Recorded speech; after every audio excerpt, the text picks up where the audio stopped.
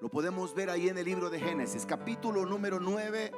Vamos a leer del versículo 1 al versículo 4. Y dice de la siguiente manera: bendijo Dios a Noé y a sus hijos y les dijo, ¿cómo les dijo? Y llenad la tierra. El temor y el miedo de vosotros estará sobre todo animal de la tierra y sobre toda ave de los cielos, en todo lo que se mueva sobre la tierra y en todos los peces del mar. En vuestras manos son entregados. ¿Qué dice el 3? Todo lo que se mueve y vive os será para mantenimiento, así como las legumbres y plantas verdes os lo he dado todo. Fuerte el 4, dice: pero carne con su vida, que es su sangre, no comeréis. ¿Puede repetir el versículo 4, por favor? Pero carne con su vida, que es su sangre, no comeréis. Tengamos una palabra de oración. Padre, gracias por esta mañana. Estamos muy contentos, Señor, de un domingo más venir a tu casa a adorar tu nombre. Estamos expectantes de lo que estás haciendo en la experiencia, Señor, con todos estos caballeros que lo hemos visto, Señor, el día de ayer llegar y escuchar tu palabra con mucha atención. Pero ahora, Dios, pedimos que hables a nuestras vidas. Pedimos que hables a nuestra condición, Dios, y que permitas que cada uno de los que estamos aquí podamos comprender, saber qué es lo que tú tienes. ¿Por qué nos trajiste hoy a escuchar tu palabra? En el nombre de Jesús te damos gracias y recibimos esta palabra de parte tuya, Señor. Gracias. Amén y amén.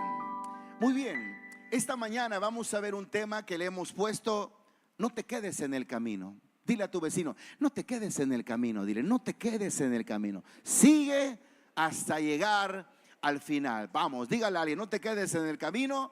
Y puede ocupar su lugar en esta hermosa mañana. Seguimos viendo esta serie, repito, como normalmente le llamamos a los temas que de una manera en secuencia hemos estado viendo. Y para los que no lo sabían, vamos viendo cada capítulo. Procuramos ver cada capítulo del libro de Génesis, en este caso, que es el que estamos estudiando.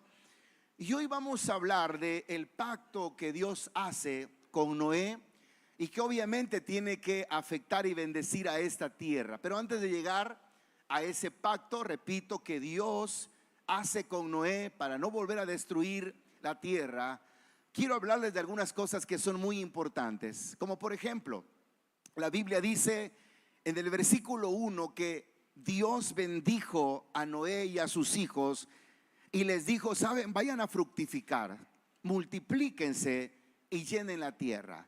¿Puede repetir conmigo el versículo número 1, por favor? ¿Cómo le dijo Dios a Noé? ¿Qué es lo que dice el versículo de Noé? Dice: bendijo Dios. Vuelvo a repetirlo: bendijo Dios. Una vez más: bendijo. ¿Cuántos de los que están acá saben que están bendecidos? Dígame amén, por favor. Ahora, ¿por qué pregunto esto? Porque aunque esta palabra se lee tan rápido, si usted va leyendo de una manera secuencial o consecutiva, uno puede leer: y bendijo Dios a Noé y a sus hijos y les dijo: fructifiquen. Pero verdaderamente, ¿qué es ser bendecido? ¿Qué es tener bendición de Dios? ¿Sabe que mucha gente ni siquiera sabe que está bendecido por Dios? ¿Sabe que muchas personas ni siquiera tomamos un tiempo para agradecer por las bendiciones de Dios? Porque a veces no las conocemos, porque damos por hecho que el día de mañana vamos a vivir y vamos a comer y vamos a hablar y vamos a hacer todo lo que se supone que dijimos que un día antes íbamos a hacer. Pero si tú te paras un momento en tu vida, en la realidad de tu vida, te das cuenta que el simple hecho de caminar, de respirar, de levantarte bajo un techo, de ver a tus hijos, de poder comer con tranquilidad, de tener un carro, de tener una casa, es una bendición. Y si bien es cierto, esa bendición llegó por el esfuerzo, por el conocimiento que tú tienes, quien te da las fuerzas, quien te da la habilidad de tener contactos, quien te da la bendición, en pocas palabras, para hacer lo que haces, es Dios. No te olvides de eso. Porque si nuestro cerebro funciona correctamente, y tenemos la capacidad de articular palabras, de desenvolvernos, de hacer cosas, es gracias a Dios. Y eso, hermano, no lo tomamos en cuenta. Recuerdo, y se los he dicho, y viene el caso que lo comente hoy, pero en una celebración de Navidad, de Nochebuena, no recuerdo bien si era Año Nuevo, Nochebuena, Navidad, uno de los tíos nuestros juntamente con mi papá estábamos en la casa de los abuelitos. Y recuerdo, no sé, no era conmigo la plática, era una plática de adultos. Yo estaba muy pequeño en ese tiempo, pero recuerdo hasta hoy lo que pasó ese día. Y uno de los tíos dijo, yo, dice, se estaba refiriendo a mi papá. Yo, Héctor, dice, con la bendición de Dios o sin la bendición, yo trabajo, como y gano. A mí me va bien. Y yo obviamente no le podía decir, ¿verdad? Me iban a desaparecer de un cachetazo, ¿verdad? No le iba a decir, tío, yo creo que usted está mal. Pero me quedé con eso. O sea, el tío dice que con la bendición de Dios y sin la bendición, él puede trabajar, comer y disfrutar. Y no es cierto, hermanos. Y no es que esté acá diciendo, oye, ¿cómo es posible? Pero todos los que estamos acá, aunque tú no lo creas, aunque estemos pasando momentos difíciles, económicos, morales o espirituales, todos, aunque no habramos pensado en eso, estando acá, estamos bendecidos. Y no porque estemos en esta iglesia, sino porque simplemente vayamos a ver qué significa ser bendecido o bendición. Busco siempre en el diccionario algunas palabras que creo que pueden ser de bendición, válgase la redundancia, para este tema. Y oiga lo que significa bendición. Bendición es engrandecer o ensalzar a alguien. Bendición también significa colmar de bienes a alguien o hacer que prospere. Cuando Dios nos empieza a bendecir, es cuando tenemos la capacidad de hacer las cosas lo mejor que se puede y tener lo que tenemos. Por eso no se te pase por alto esto. En la Biblia encontramos a muchas personas que pusieron en las manos de Dios su vida, sus necesidades, como un hombre llamado Nehemías, que cuando él, siendo un copero del rey, el hombre que pasaba la copa en uno de los reinos de aquel entonces más poderosos, se da cuenta porque le pregunta a uno de sus vecinos o uno de de las personas que vivían en su pueblo, a un nativo, a una persona que conocía. Nehemías, el copero del rey, le pregunta, oye, ¿cómo está Israel? ¿Cómo está Jerusalén? Y este hombre que le pregunta o le contesta, ¿sabes qué? Israel está destruido, los muros fueron quemados, todo está acabado y el pueblo está en grande agonía. A lo que Nehemías, el simple copero, hace una oración y le dice, Dios, si tú me bendijeras, si tú me ayudaras, si tú me dieras esto o aquello, Señor. Y dice la Biblia, yo quiero que vaya conmigo a Nehemías, por favor, capítulo 2, versículo número 7. Hoy vamos a buscar algunos textos en la Biblia que creo son muy importantes. Busque, por favor, Nehemías. Y cuando lo tenga usted puede decirme amén. Está en el Antiguo Testamento, no está muy complicado de buscar. Nehemías capítulo 2, versículo número 7. En esa porción que vamos a leer, habla de lo que Nehemías está diciéndole al rey. Le está pidiendo cosas. Antes había orado a Dios, pero ahora Nehemías le está pidiendo algunas cosas. En el versículo 7 dice, además Nehemías dijo al rey, si le place al rey que se me den cartas para los gobernadores del otro lado del río, para que me franqueen el paso hasta que llegue a Judá, y carta para Asaf, guarda del bosque del rey, para que me dé madera para enmaderar las puertas del palacio de la casa y para el muro de la ciudad y en la casa en la que yo estaré. ¿Qué dice el versículo? Y me lo concedió el rey según la benéfica mano de mi Dios sobre mí. ¿Qué está diciendo? Este hombre atribuye a Dios que lo que él estaba pidiéndole al rey, Dios se lo concedió. Este hombre llegó primero ni siquiera pidiendo, solo estaba un poco triste porque su ciudad natal estaba en ruina. Entonces el rey le dijo, ¿qué es lo que pasa? ¿Por qué está triste? ¿Por qué tu rostro está triste? Y como les dije cuando estudiamos el libro de Nehemías, nadie podía estar triste delante del rey porque podía ser ejecutado. Pero ahí Nehemías halló gracia ante el rey y le empieza a pedir, mire, tengo necesidad, quisiera que me apoyara con esto, quisiera que me apoyara con ello. Y la Biblia dice que se lo concedió según la benéfica mano de mi Dios, dice Nehemías, sobre mí. Hay muchas cosas que Dios te ha provisto sin darte cuenta tú que quien te lo ha dado es el Dios que está en los cielos. Por eso el venir a la iglesia se hace parte fundamental de un agradecimiento, de poder decir gracias por este día, por esta semana. Repito, a veces solo nos acordamos de Dios cuando el agua nos está llegando al cuello y hasta le reclamamos en ese Dios que a veces no creemos, porque a veces decimos que somos ateos y no creemos en Dios. Pero cuando estamos en problemas decimos, si Dios existiera, ¿dónde está ese Dios? Pero cuando está todo bien parece que ese Dios no existe. Por eso tenemos que ser más congruentes y reconocer que lo que tenemos, la familia que tenemos es gracias a Dios. Diga conmigo, gracias a Dios. La familia que tenemos es, a ver una vez más, la familia que tenemos es, porque con ese carácter que nos aventamos muchos de los que estamos acá, no tendríamos nada. Dile a tu vecino, no te hablan a ti, me hablan a mí, no hay ningún problema, ¿verdad? Lo que tenemos de trabajo, ¿cuántos tienen un trabajo? Digan, gloria a Dios por nuestro trabajo. Ese trabajo es, no se les olvide pues, ese trabajo es, porque eso que falta siempre no tan corrido, porque Dios es muy misericordioso. Ese carro que tenemos es, una vez más, ese carro que tenemos es, y gracias a la misericordia que tanto que corres, hermano, algunas llantas se te pudo haber chispado, pero Dios te ha guardado. Te das cuenta que todo lo que tenemos, mira, piensa en lo que tú consideras y es gracias a Dios. Ahora, el tema de lo que estamos hablando tiene que ver con el orden.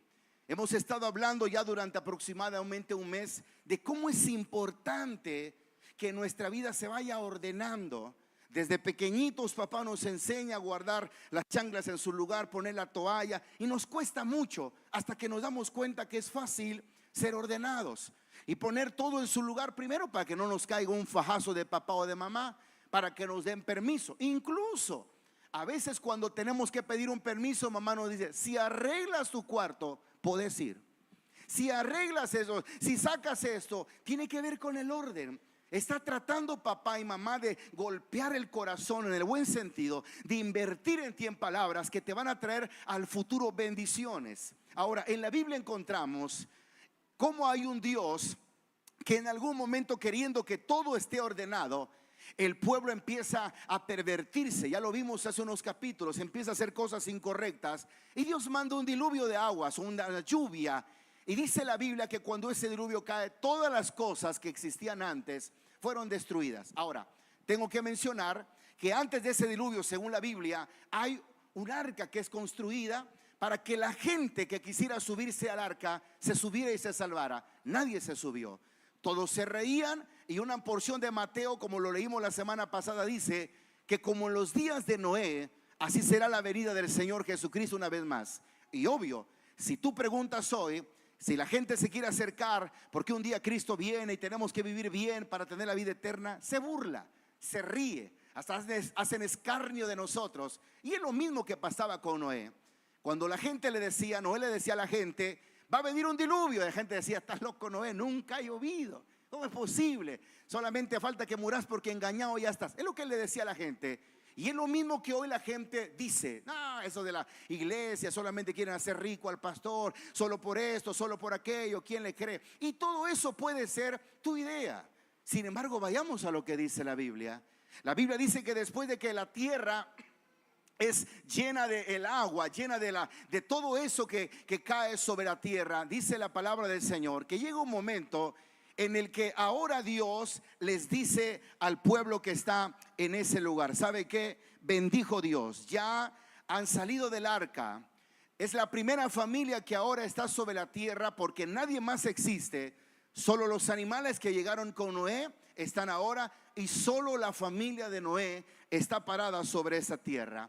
Pero a pesar de que empezaron algo nuevo, escúcheme con atención, a pesar de que empezaron algo nuevo, eso no significa que no siguen las reglas. Escúcheme por favor.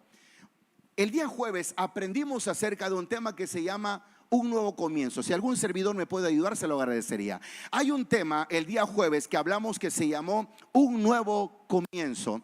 Y cuando hablamos de un nuevo comienzo, escúcheme bien esto, habla de que todas las cosas que en algún momento se habían salido de control, ahora parece que está en control, ahora parece que está funcionando. Ahora parece que las cosas están agarrando un camino correcto para que las cosas funcionen. ¿Les parece conocido eso? Tú vienes a la iglesia ahora y estás esperando que tu familia y que tus hijos cambien. Y estás esperando encontrar un camino correcto para mejorar las cosas. Pero el que tú vengas a la iglesia y escuches una palabra y quieras mejorar tu vida y quieras que las cosas sean mejores en tu familia, acuérdate de esto, no te va a dejar libre de que empieces a escuchar reglas o que empieces a ordenar tu vida. En pocas palabras, venimos de un mundo sin Dios y venimos y nos acercamos a una iglesia. Y en esa iglesia empezamos una nueva vida. Óigame bien, venimos por una necesidad del alma. Venimos porque necesitamos que Dios nos ayude. Pero al venir a este lugar empezamos a sentir paz. Empezamos a sentir tranquilidad. Empezamos a sentir que Dios nos escucha, que las cosas empiezan a mejorar en nuestra vida. Pero a pesar de que sentimos paz, oiga bien esto, que las cosas se van arreglando, que todo va mejorando, aún así hay reglas que Dios quiere dar a tu vida para que tu corazón cambie completamente. Te pongo un ejemplo en la Biblia. Génesis capítulo número 9 sigue diciendo, mire por favor, dice que bendijo Dios a Noé y a sus hijos y les dijo, vayan y fructifiquen, multiplíquense sobre toda la tierra. Hay un texto que dice, y el temor de Dios y el miedo de vosotros estará sobre todo animal de la tierra y sobre todas las aves de los cielos. Por eso, hermanos, cuando nos acercamos a una ave, un animal, a veces nosotros tenemos miedo, a veces ellos tienen miedo. O sea, no es algo con lo que podamos convivir rápidamente. El versículo número 3 dice, todo lo que se mueve y vive os será para mantenimiento, así como las legumbres, las plantas verdes, os lo he dado todo. Pero el versículo 4 hace una observación. Dice, pero carne con su vida, que es su sangre, no comeréis. Aquí ya empieza a poner orden una vez más. Escúchame bien, en un mundo nuevo, en un mundo donde todo está comenzando, Dios dice, te voy a decir algo, Noé. Todo lo que quieras comer está bien, te he dado los vegetales, te he dado animales, te he dado esto, pero la sangre de los animales no lo vas a poder comer. La pregunta sería, ¿pero por qué? No lo sé. Por alguna soberana razón, Dios no permite que comamos la sangre. Ahora, hay mucha gente que la come y no te estoy diciendo otra cosa. Incluso supe de un boxeador que mientras iba a algunos lugares o a carnicerías, porque él era carnicero según, para poder golpear a esas reses o esos canales de reses, dice que también tomaba sangre y que él decía que eso sentía que le daba fuerza. No lo sé exactamente, pero Dios dijo, no debes de comer la sangre. Repito, por alguna soberana razón, por juego, por lo que sea, Dios dice, no lo vas a poder hacer, porque Dios sigue poniendo reglas en tu vida. Tú vienes a la iglesia y escúcheme bien, y cuando vienes a Cristo necesitas de Dios, pero debes de saber que en eso que estás buscando a Dios también necesitas poner reglas, y esas reglas son las que te van a ayudar a ser mejor en la vida. Porque mucha gente piensa, ahora que soy libre en Cristo, yo puedo hacer lo que yo quiera. Yo puedo irme para allá, yo puedo irme para acá. Ahora soy libre. Sí, eres libre, pero no tienes que ser esclavo de ti mismo. Te voy a poner un ejemplo, y eso está en Primera de Pedro, capítulo número 2, versículo número 16. Primera de Pedro, capítulo 2, versículo 16. Vámonos hasta el Nuevo Testamento, por favor. Y en esa porción de la palabra hay algo que quiero que nosotros rescatemos. Primera de Pedro, capítulo 2, versículo número 16. Leamos desde el 15. Porque esta es la voluntad. Estoy leyendo Primera de Pedro 2:15. Porque esta es la voluntad de Dios. La voluntad de Dios. Que haciendo bien las cosas, hagamos callar la ignorancia de los hombres insensatos. Dice el versículo 16, como libres. ¿Cómo debemos de vivir, mis hermanos? Libres. Dígalo fuerte, ¿cómo debemos de vivir? Como libres, pero no como los que tienen la libertad como pretexto para hacer lo malo, sino como siervos de Dios. ¿Puedes repetir ese versículo, por favor? Que dice el versículo 16, como libres, pero no como los que tienen la libertad como pretexto para hacer lo malo, sino como siervos de Dios. Ahora, ¿por qué te tengo que decir esto? Porque he conocido a muchas personas que se quedan en el camino. He conocido a muchas personas que cuando vienen al Evangelio y al Señor, lo que los trae, como al 99.99% de la iglesia, nos trae Dios, o venimos a Dios, mejor dicho, con una necesidad, por una necesidad. Repito, a veces son situaciones emocionales que se han dado muy fuerte en estos años, situaciones matrimoniales, situaciones de enfermedad, de muchas cosas. Venimos a Cristo Jesús. Y cuando estamos en el Señor, la necesidad, repito, te trae a Dios, te acerca a Dios.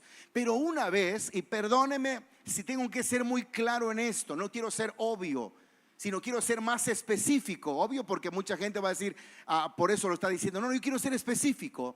Esa necesidad de repente se arregla, esa situación de repente se compone. Y cuando se compone la situación, ¿sabe qué pasa? Nos olvidamos de Dios y empezamos a decir, pero yo soy libre, y como soy libre puedo hacer lo que yo quiera. No. Cuando habla de una libertad, es una libertad responsable.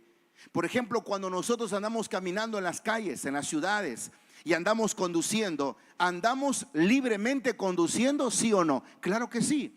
Pero hay lugares donde no podemos pararnos. Pero no que somos libres, sí, pero la libertad tiene que ver con una responsabilidad. Ciertamente, o aunado a la libertad que tenemos, va ligado a una responsabilidad. Tenemos que ser libres, pero a la vez responsables. La libertad mía termina cuando yo empiezo a afectar a una persona más.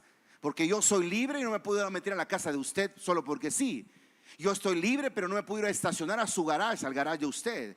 Yo soy libre para decir cualquier cosa siempre y cuando no ofenda la integridad de alguien. Eso es lo que se dice. Entonces la libertad está condicionada a tu responsabilidad. Por eso, repito, mucha gente se ha quedado en el camino.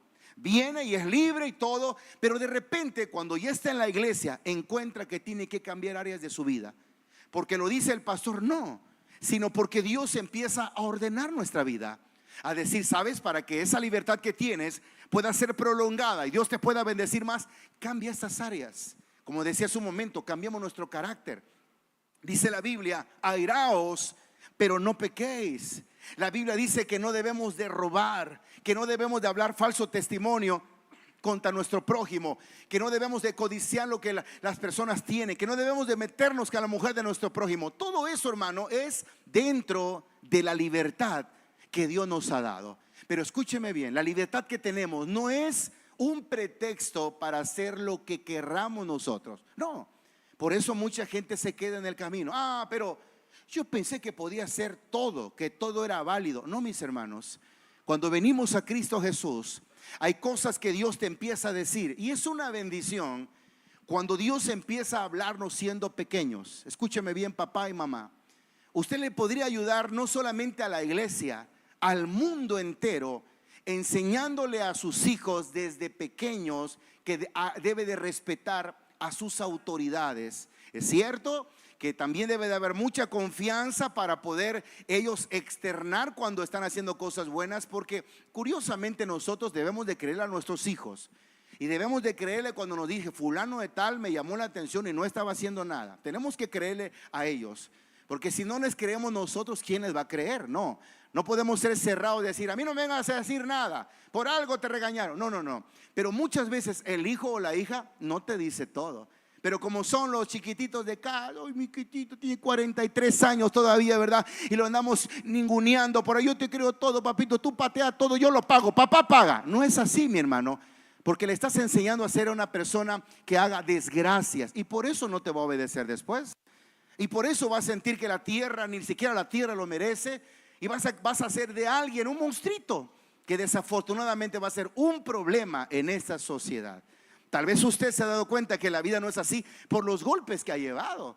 Porque si no aprendimos cosas en casa, ¿dónde lo aprendemos, mi hermanito? Cuando no aprendemos orden en casa, ¿dónde lo aprendemos el orden? En la calle. Y en la calle, dile a tu vecino, no que le vas a pegar, dilo así, que porque en la calle nos enseñan duro. La muchacha que no quiere ser ordenada en la casa, ¿sabe dónde aprende? En la calle. Aquella que no se quiere levantar temprano y hacer el aseo, ¿sabe dónde aprende? En la calle. Dígalo así, en la calle, para que escuche aquí un montón de gente, ¿no? ¿Dónde aprendemos a ser ordenados cuando no aprendemos en casa? En la... Y cuando venimos a la iglesia, mi hermano, imagínate que traes tu adolescente. No tengo nada con los adolescentes, Dios bendiga a los adolescentes. Pero cuando venimos a la iglesia y ese muchacho no se ha ordenado, ¿sabe qué tenemos en esa gente que no quiere, que no se levanta, que no canta? No vi a nadie así. No me vaya a decir, el pastor lo dice por algo. No. Imagínate, es un contrasentido, sería un contrasentido. Si yo sé que a tus hijos les cuesta venir y yo echarles piedra o tierra sería algo incorrecto. Pero las cosas como son.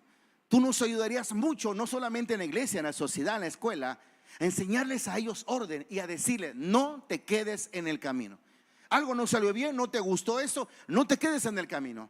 No te gustó la escuela porque ahí te exigen, no te quedes en el camino. Termínalo, papito, que por algo empezaste ahí. Porque es fácil que cuando alguien no nos gusta, dejarlo tirado. No te quedes en el camino. El camino del Señor es un camino difícil. Porque si no todos vinieran a la iglesia, si tú te das cuenta y avanzáramos en esta calle que está aquí al lado de nosotros, o en esta que está aquí a mi costado, hay mucha gente que no conoce de Dios. Pero ¿sabe por qué dice que no quiere de Dios? Porque dice, no, qué flojera. No, Dios donde quiera está. No, pero yo amo a Dios. ¿Sabe por qué no quiere acercarse a Cristo realmente? Porque no quiere ordenar su vida. Por eso nos cuesta acercarnos a Dios. No, prefiero andar pecando y sin saber qué es pecado y no ir a la iglesia, porque entonces mi conciencia me va a traicionar. ¿Sabe cómo se llama eso? Cobardía.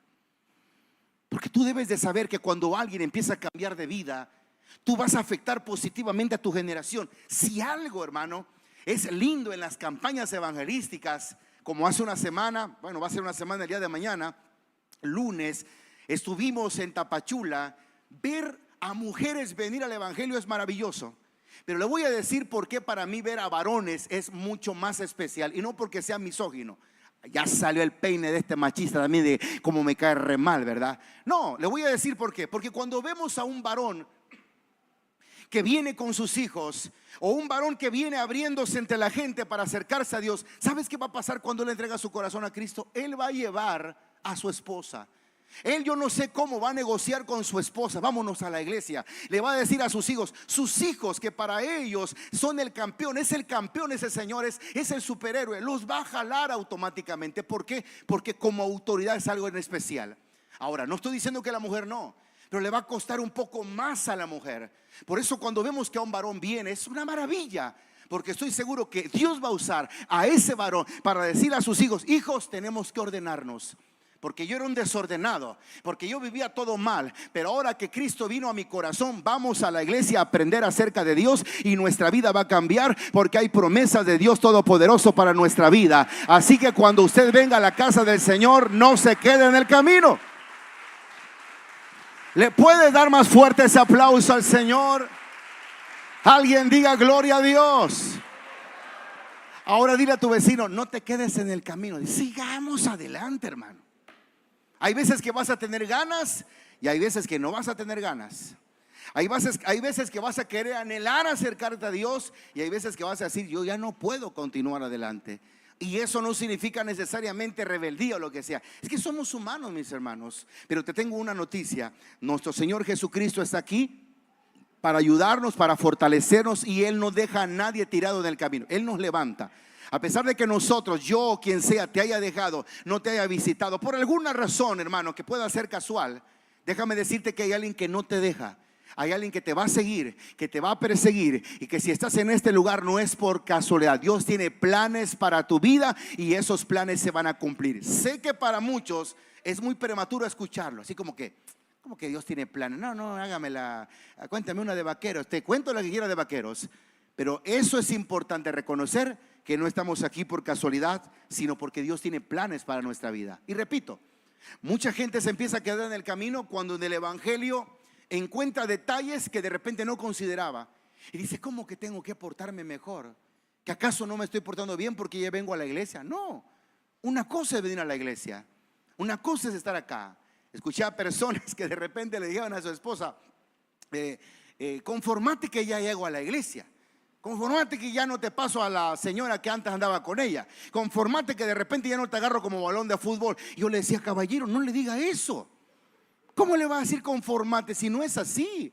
No se trata de conformarnos.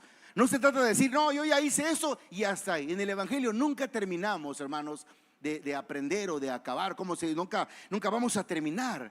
Siempre estamos aprendiendo nuevas cosas. Imagínate que si en una carrera, imagínate que si en un lugar, algo que tú estés emprendiendo, siempre hay cosas nuevas, siempre hay cosas nuevas, siempre hay cosas nuevas. Bueno, en el evangelio siempre hay cosas nuevas que descubrir. Y algunas no es que las vamos a descubrir, sino las vamos a tener que volver a hacer porque las dejamos de hacer. Escuchen esto, por favor. ¿Por qué Dios le decía desde el Antiguo Testamento? Miren, Israel, cuando entre el pueblo de Israel, cuando entres a esta comunidad, a esta sociedad, no vas a hacer esto.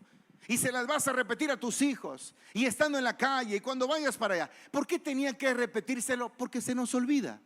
Como hace un momento. Ya se nos había olvidado que lo que tenemos en casa es gracias a Dios. Ya se te había olvidado que la cama donde estás es gracias a Dios. Caballero, ya se te había olvidado de que tener una familia es una bendición. También a las damas les puede pasar. Pero damas, tener una familia, tener ese caballero que tienes al lado es una bendición. Ay, pastor, si usted lo conociera, dirá alguien, vea. Pero es una bendición. Híjole, nadie dijo amén. Por favor, no nos hagan sentir mal. Van a venir a la experiencia de varones y ¿qué van a decir? Capaz diga, ya no me quiero ir, pastor, porque me dijeron que no. Voy a repetir una vez más para que salga grabado, ¿sale? Así que mis hermanas, tener ese caballero al lado tuyo es una bendición. Ay, Dios santo. Salió muy comprado eso, pero bueno, con la ayuda de Dios yo sé que usted lo va a ver como una bendición. Dar un aplauso al Señor, por favor, en esta hora.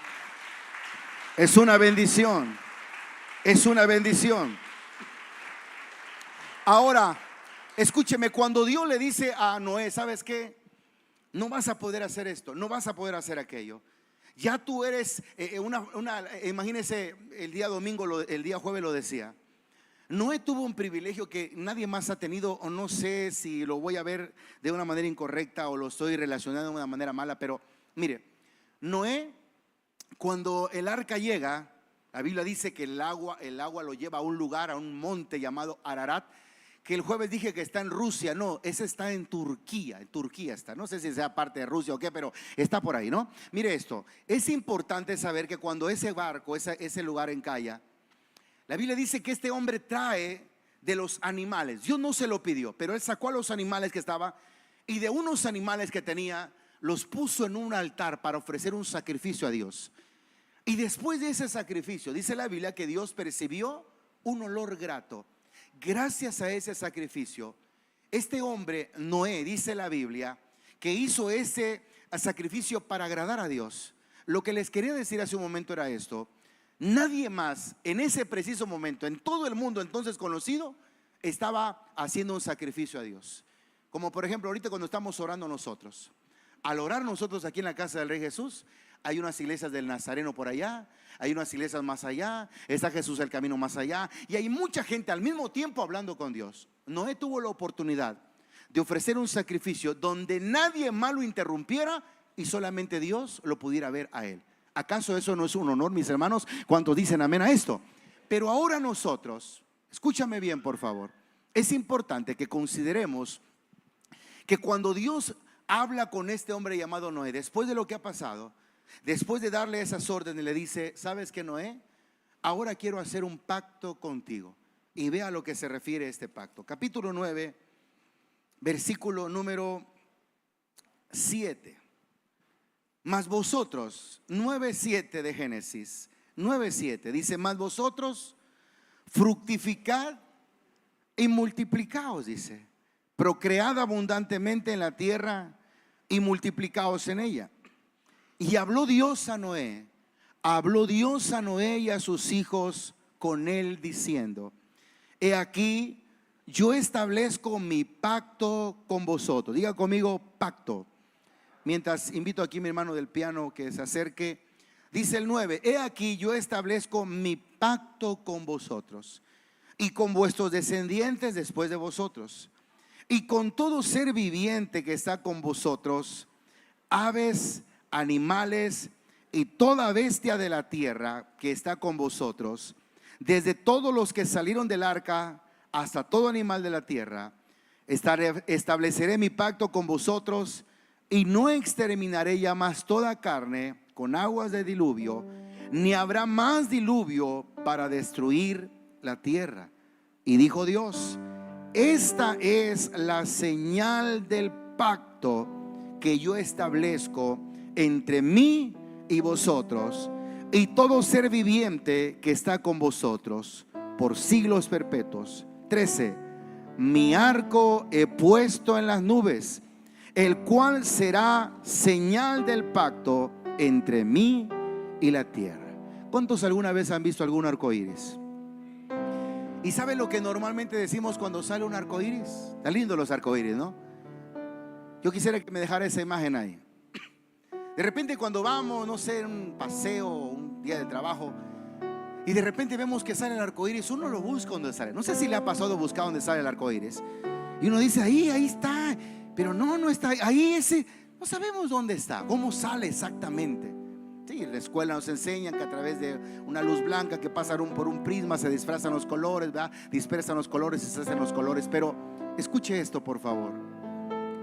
Dios hizo que un arco saliera, lo que nosotros llamamos el arco iris. Y a través de ese arco, Dios iba a recordar el pacto que había hecho con el pueblo, o con esta nación, o con esta tierra, mejor dicho, de no volver a destruir la tierra con agua o con un diluvio. Ahora, no estoy diciendo que a través de los años el agua se sale de muchos lugares por las formas incorrectas de estar construidas las ciudades y esto afecta. No, pero dijo Dios: no volveré a destruir más la tierra con lluvia. Una de las cosas que me llama la atención es que a veces todo lo componemos nosotros o decimos lo que la gente cuenta. Normalmente cuando vemos que está lloviendo, escúchame bien, está lloviendo, empieza a llover y sale el arco iris, ¿qué decimos nosotros? ¿Ya no va a llover? ¿Ya no va a llover? Y de repente se suelta otra vez el agua. No, pero ya no iba a llover porque cuando sale el arco iris no llueve. No. La Biblia no dice que cuando sale el arco iris ya no va a llover. No dijo eso Dios. Dijo que cuando el arco iris saliera o se viera el arco iris, Él recordaría el pacto que hizo con Noé de que no iba a destruir la tierra, no que no iba a llover. Pero muchos de nosotros decimos: no va a llover ya. Algunos ya van con sus botas de hule para afuera, ¿no? Y dicen: no, viejo, quítate esa cosa, te vas a ver ridículo, ya no va a llover, mira, ya salió el arco iris. El arco iris no es para eso. U otra, de repente hasta decimos: no, es que el arco iris es para fortalecer el orgullo que hoy está saliendo en nuestras sociedades y ese es el símbolo. No es cierto, hermano. Dios hizo un pacto con Noé de que no iba a destruir la tierra con agua. Lo dice el versículo número 15. Y me acordaré, 14. Y sucederá que cuando haga venir nubes sobre la tierra, se dejará ver entonces mi arco en las nubes. Y me acordaré del pacto, y me acordaré del pacto mío que hay entre mí y vosotros y todo ser viviente de toda carne, y no habrá más diluvio de aguas para destruir toda carne. Estará el arco en las nubes, y lo veré y me acordaré del pacto perpetuo entre Dios y todo ser viviente, con toda carne que hay sobre la tierra. Dijo pues Dios a Noé: esta es la señal del pacto que he establecido entre mí y toda la carne, o toda carne, que está sobre la tierra. El Dios que tenemos, hermanos, es un Dios de pactos.